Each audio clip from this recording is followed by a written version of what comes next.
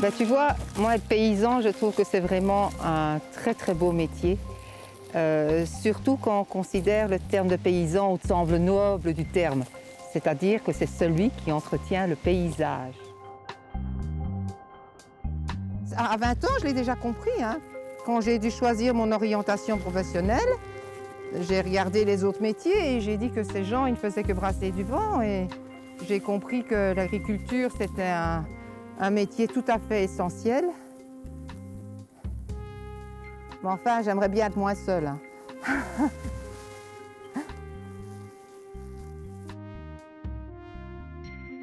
Les agriculteurs souffrent d'avoir trop de travail, mais aussi de solitude. Alors que travailler ensemble est une belle relation qui fait chaud au cœur et qui donne de l'entrain.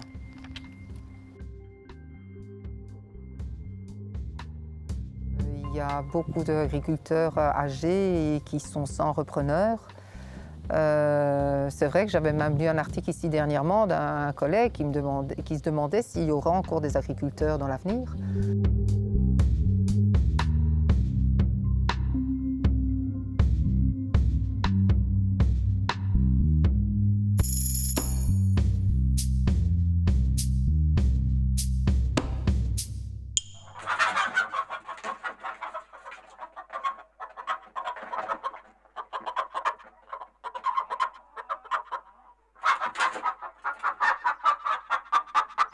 Alors, je suis née ici dans ma ferme.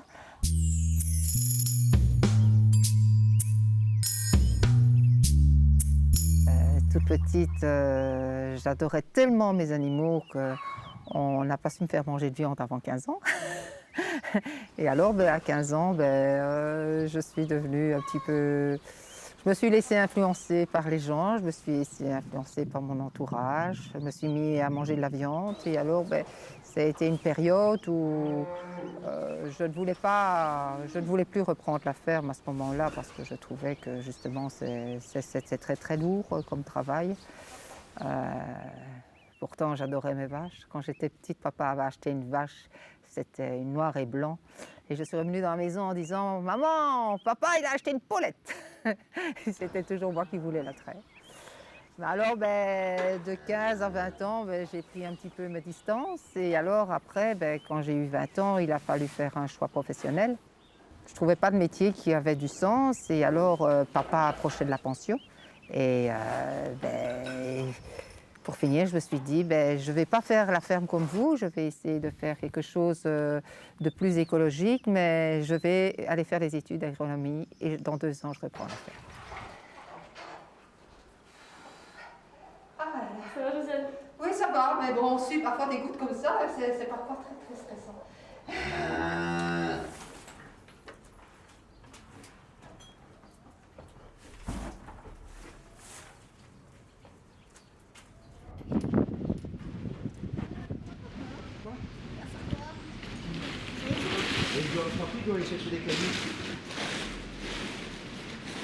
Les enfants, quand ils nous voient qu'il y a autant de contraintes, ils disent « Papa, nous on a 100 fois plus facile, on se lève à 7 h, on va aller travailler, à 17 h, on a fini, les week-ends c'est les week-ends, les vacances c'est les vacances ».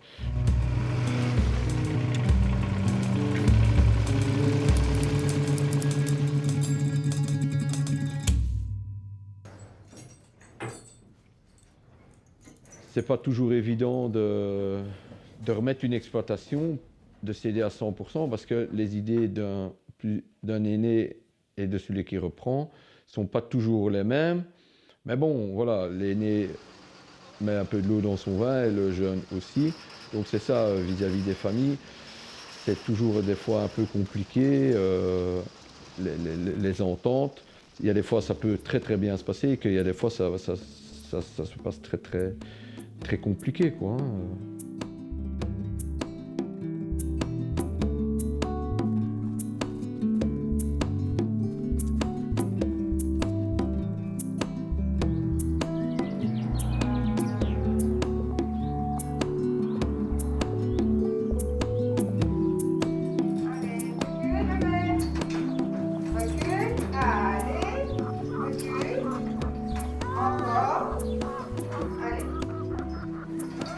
pour finir, petit à petit, je me retrouve toute seule. Parce que mon papa est décédé, mon mari il en a eu un petit peu marre de la ferme et mes enfants, il y a des moments et il n'en voulait plus trop non plus.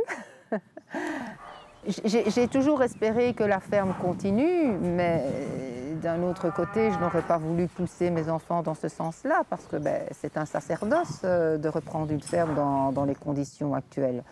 En conclusion, ça devait vraiment être un choix de leur part, parce que dans les conditions actuelles, on est fort seul, il y a beaucoup de précarité et le métier n'est pas reconnu. Hein, mais bon, ici dernièrement, mon fils m'a annoncé qu'il comprenait un petit peu ma démarche et qu'il allait m'aider. Voilà.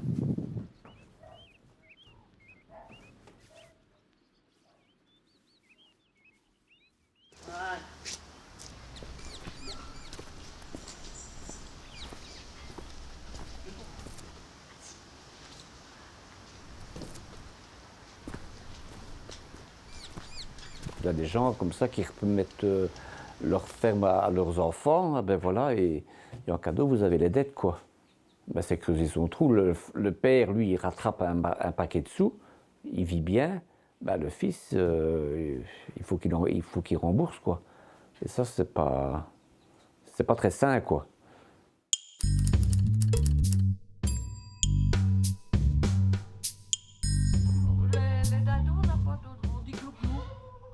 Comme j'ai pas de repreneur, je pense que la ferme, en fait, en elle-même, ça va disparaître. Pourtant, le principe est bien. Ça, le principe est bien. Les animaux, je pense qu'ils sont pas trop mal. Et c'est ça, quoi. Mais ici, c'est pas évident. Hein. C'est comme à un moment, quand on faisait les fêtes de Nouvel An, on invitait tout. Enfin, les gens venaient pour fêter la nouvelle année. Je préparais tout. Et après, quand ils arrivaient, moi, j'allais travailler. Et quand je revenais, ils partaient. Il faut se le faire quand même. Avant, comme on était à 5 ici, quelqu'un soignait, quelqu'un trayait, nettoyait, tout se faisait en même temps, tandis que maintenant, moi, c'est chaque fois la queue leu. Et c'est ça que... le problème... Donc je finis tard, donc je suis plus fatigué, je vais moins vite. Alors je diminue les bêtes pour arriver toujours à la même chose, quoi. Et celui qui a des enfants, alors l'enfant remplace un peu les parents, quoi. Alors là, il peut souffler, quoi. Je connaissais quelqu'un qui faisait les études de vétérinaire. Le professeur disait, les agriculteurs avaient beaucoup d'enfants pour avoir de la main-d'œuvre, quoi.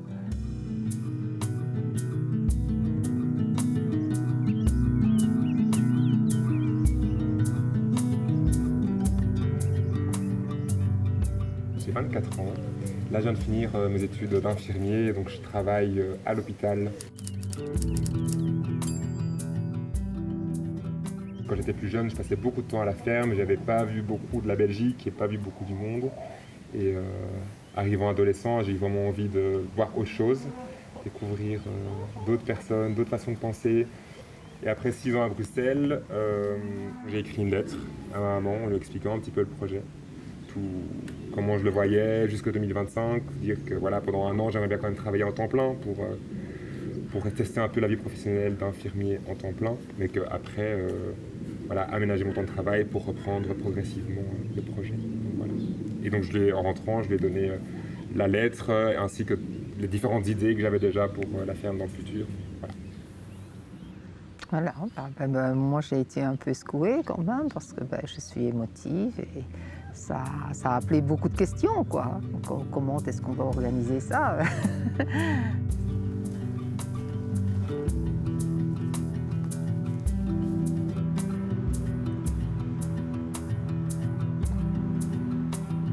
Comme à l'heure d'aujourd'hui, les fermes, il y a toutes sortes de tailles d'exploitation, mais reprendre une ferme peut coûter quand même assez vite cher.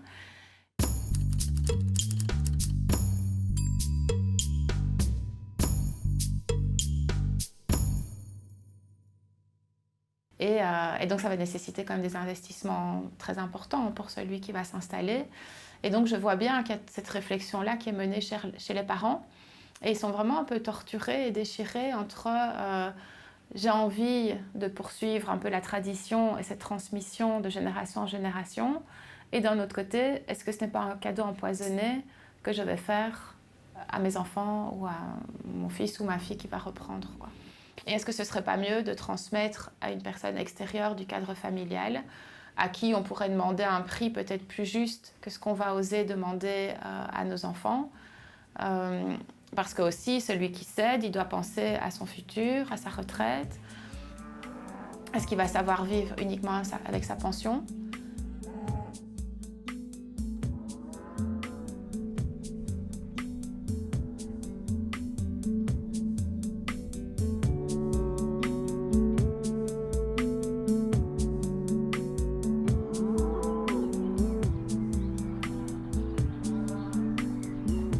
J'ai décidé de reprendre la moitié de l'exploitation en 2006. Là-dessus, j'ai fait des demandes, des aides. Et qu'est-ce qu'on m'a dit? Que ce n'était pas spécialement rentable assez pour 2 ménages. Je dis, ok, je fais quoi? Ou bien il faut ouvrir un nouveau secteur, ou alors il faut augmenter. Donc on a augmenté, on est arrivé à 200 vaches laitières. C'était à un moment donné, on va dire que l'entreprise tournait vraiment bien à ce moment-là. Puis alors, voilà que maintenant mon père arrive sur l'âge de la pension. Qu'est-ce qu'il me dit? Écoute, il faudra regarder pour reprendre le restant de l'exploitation. Lui, travaillant beaucoup, moi travaillant déjà beaucoup, j'ai dit, étant tout seul, ça va être un peu compliqué. On a décidé alors de mettre des robots pour se soulager d'une partie de la traite en tout cas. En fait, une vache laitière, une fois que c'est comme nous quand notre belle-fille est pleine, on doit y aller. La robotisation et tout ça, c'est parce qu'on a moins de personnel. Avant, tout le monde venait. Tu avais les voisins, tout ça. Maintenant, il n'y en a plus beaucoup qui viennent. Donc, ils sont pratiquement obligés de se moderniser. Mais moderniser, ça coûte. Enfin, il ne faut pas non plus s'attendre à produire. C'est ça le problème aussi. Il faut toujours produire. Mais produire, on use aussi. Si vous demandez à une vache de produire 10 000 litres ou 12 000 litres, elle va être usée. C'est comme si je vous demandais de travailler 24 heures sur 24. Il y a un moment, ça ne va pas le faire. Hein. C'est ça, en fait.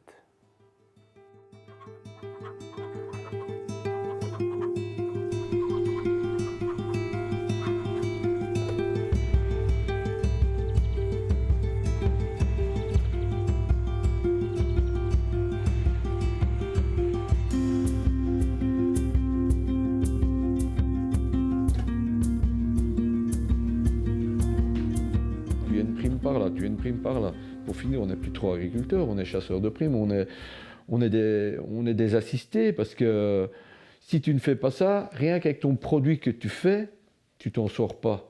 C'est les multinationales qui font le prix de notre lait, qui font le prix de la viande, c'est eux qui nous dirigent, quoi, donc.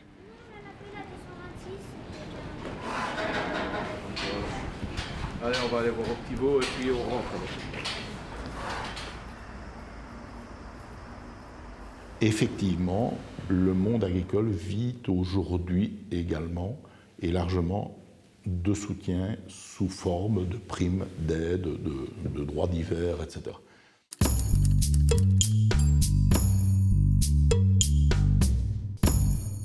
Il est évident que dans un monde idéal, la production, le produit final ou sa valorisation devrait être suffisamment rémunérateur de manière à ce que l'agriculteur ne doive pas passer une partie de sa journée devant son ordinateur à remplir ses différentes déclarations, à slalomer dans ce dédale administratif.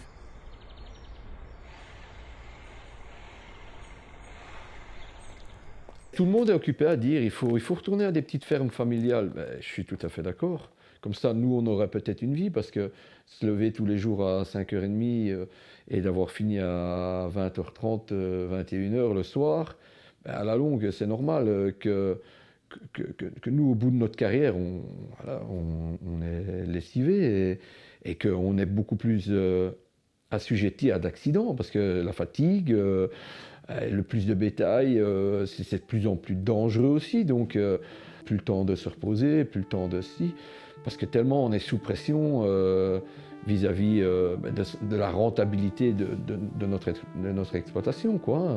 Il y a un moment donné, on va se dire, ceux qui vont reprendre les exploitations, ils vont avoir de plus en plus dur. Ce ne sera plus comme des petites entreprises, ça va être...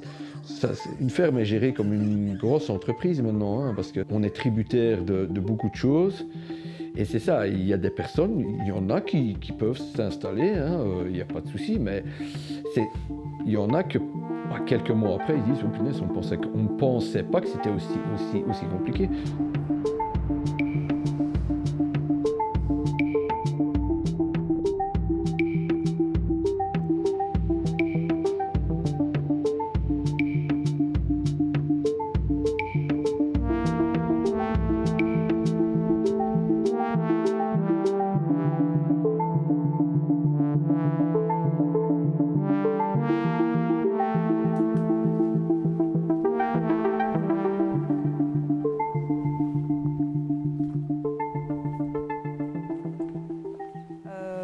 Parfois, on peut ne pas être pris au sérieux de la part vraiment d'agriculteurs conventionnels qui ont 200 hectares et qui voient arriver je sais pas, un groupe de 4 personnes qui aimeraient vivre sur 6-7 hectares et tirer 4 salaires. Le milieu agricole, même conventionnel, et plutôt des personnes qui sont en fin de carrière, il n'est pas homogène, quoi. Et il y a clairement des personnes qui, je pense, ça leur ferait vraiment plaisir qu'il y ait plutôt des jeunes qui reprennent, qui changent. Je vois qu'il y a un goût hyper différent. C'est aussi, on mange avec les yeux aussi.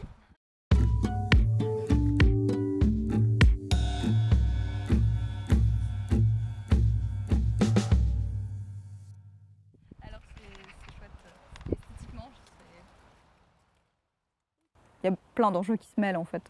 Ça peut être des différences à la fois générationnelles et d'approche, de milieux sociaux, etc., donc de genre, évidemment aussi.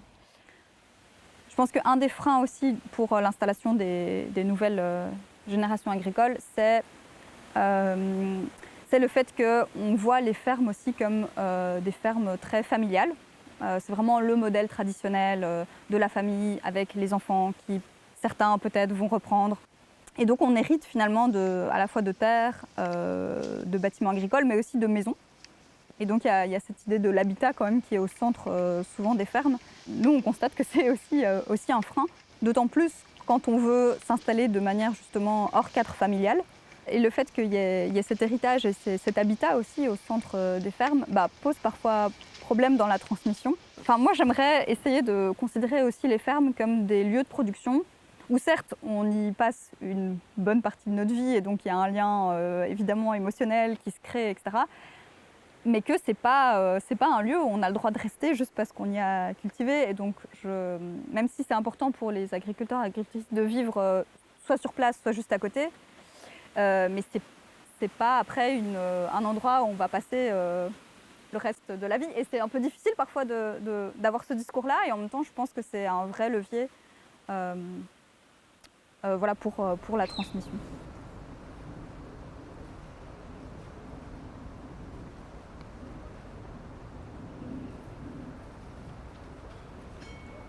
J'ai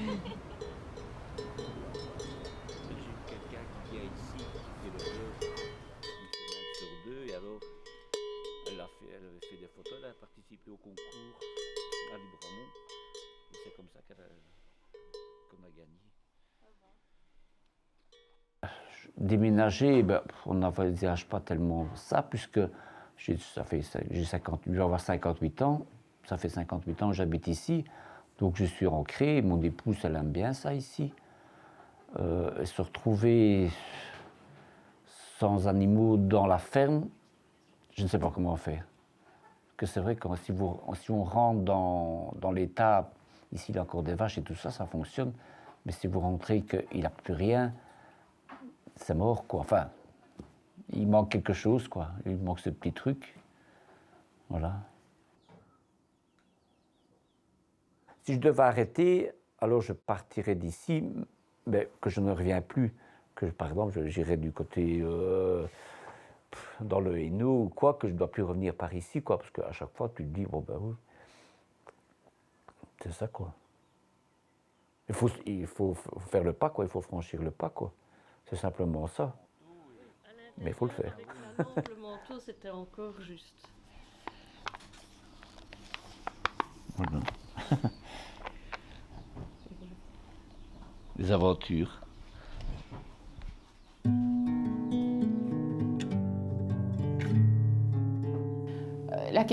Pour moi, la question de la maison d'habitation peut sembler anecdotique par rapport à tout ce que ça représente, la transmission d'une ferme, mais ce n'est pas si anecdotique que ça, parce que c'est là aussi que va se construire le futur foyer de celui qui reprend, ou au contraire que celui qui cède va rester là. Et ça peut être très précieux, hein, parce qu'il y a toute une expérience aussi, un savoir-faire, c'est rempli de valeurs, donc tout ça c'est quand même vraiment chouette que ça puisse être transmis. Mais quelle place est-ce que le repreneur veut laisser à ça, et quelle place est-ce que le cédant veut encore donner ou pas à tous ces aspects-là, quoi.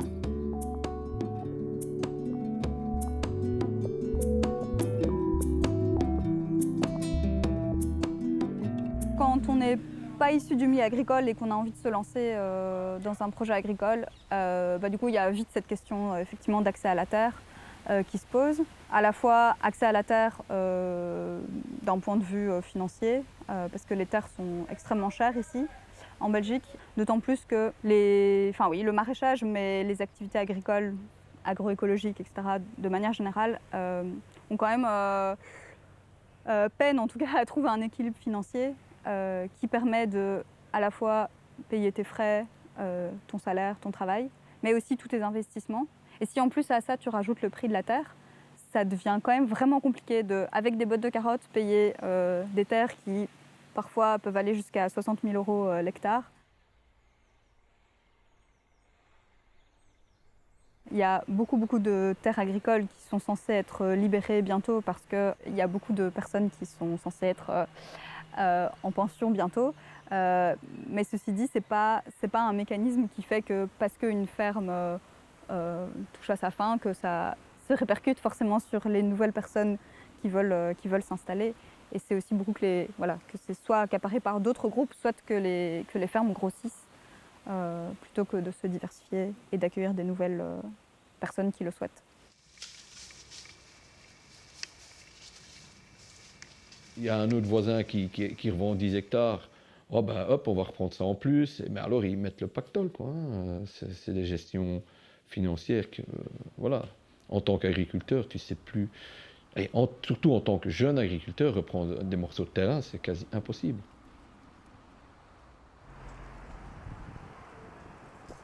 C'est clair que pour ceux qui commencent, l'acquisition de terrain est dans l'immense majorité des cas inaccessible. Il est évident que l'approche doit être d'abord de pouvoir agir en louant des terrains, en grandissant petit à petit. C'est étape par étape que les, si je puis dire, nouveaux agriculteurs ou des personnes qui commencent en activité complémentaire ou qui reviennent à la terre ont pu développer leur ferme, ont pu développer leur activité.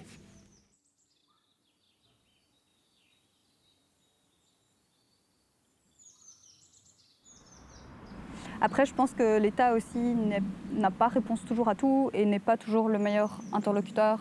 Par contre, là où je pense que l'État pourrait avoir un rôle à jouer, c'est justement dans cette régulation de la spéculation foncière. Et donc là où, comme je disais, en France, par exemple, il y a la SAFER, c'est quand même un levier qui, pour le coup, est vraiment étatique, qui me semblerait intéressant d'introduire ici en Belgique. Surtout qu'il y a une pression foncière qui est beaucoup plus importante de par la taille du pays et par la densité de population. Mettre en place les SAFER aujourd'hui en Wallonie est complètement impayable. La SAFER, c'est donc l'exercice d'une forme de droit de préemption. Donc au moment, supposons que vous soyez propriétaire d'une terre que vous souhaitiez vendre, eh bien vous devez la proposer à la SAFER. Mais la valorisation des terre est telle aujourd'hui, depuis ce demi-siècle qui s'est écoulé, depuis la mise en place des SAFER en France, qu'aujourd'hui les sommes à mobiliser seraient tellement considérables que c'est malheureusement aujourd'hui impossible. Je m'exprime pour la Wallonie, mais on a étudié la possibilité concrète, si je puis dire, de mettre en place le dispositif. Et, si je puis dire, on est 30 ans trop tard.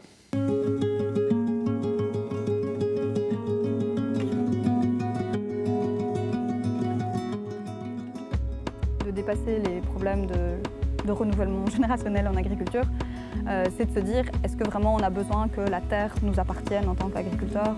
Est-ce qu'on a besoin d'être propriétaire?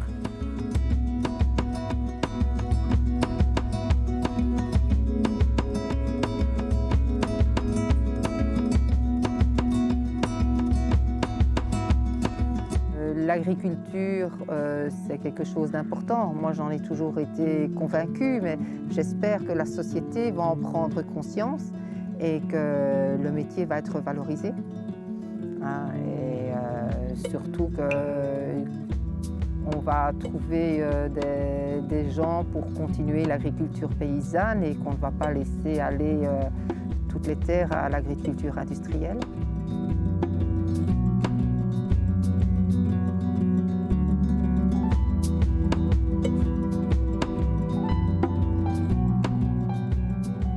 Quand on voit les enfants qui viennent nous aider déjà dans l'exploitation, enfin, de toute façon, quand tu as quelque chose, former quelque chose comme ça, c'est quelque chose que tu as envie de léguer à quelqu'un. Donc voilà, maintenant on verra bien dans l'avenir si on a un des trois qui accroche plus, ou qui accroche pas du tout. Ça, on va dire, on ne sait pas, voilà, c'est l'avenir qui fera que, donc on verra bien.